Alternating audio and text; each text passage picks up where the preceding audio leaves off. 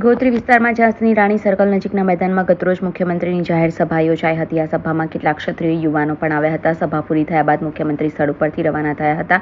મુખ્યમંત્રી કારમાં બેઠા બાદ કાફલો રવાના થયો હતો. દરમિયાન ક્ષત્રિય સમાજના યુવકોએ રૂપાલાનો વિરોધ કર્યો હતો, જે બાદ બંદોબસ્તમાં હાજર પોલીસ એક્શનમાં આવી હતી.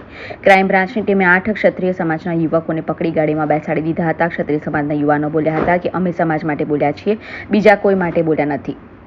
અમે ભાજપનો વિરોધ નથી કરતા, લોકશાહીમાં વિરોધ કરવાનો અધિકાર ભાજપ નથી આપતી. ત્યારબાદ યુવાનોએ રૂપાલા હાય હાય અને જય રાજપૂતાના નારા લગાવ્યા હતા. 8 યુવકોને ગોરવા પોલીસ સ્ટેશન લઈ જવાયા હતા. બીજી તરફ મુખ્યમંત્રીની સભા હોવાથી શહેર અને જિલ્લા પોલીસે સવારથી ક્ષત્રિય સમાજના આગેવાનો અને કરણી સેનાના કાર્યકરોની અટકાયત કરી હતી.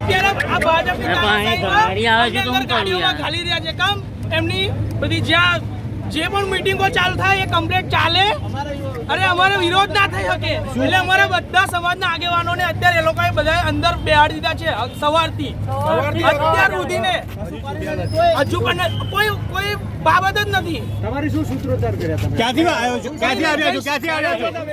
માટે બોલ્યા છે, અમે કોઈ બીજા માટે બોલ્યા નથી. બરોબર છે, ભાજપનો વિરોધ નથી કરતા, પણ ભાજપ અમારું સાંભળતી નથી. અમે અમારા સમાજ માટે છીએ. કયા વિસ્તારના છો? भाजप से नेता ना जाए, नहीं चलेगी, नहीं चलेगी। भाजप से नेता ना जाए, नहीं चलेगी, नहीं चलेगी। जय राजपूताना, जय राजपूताना, जय राजपूताना, रुमाला, रुमाला, रुमाला।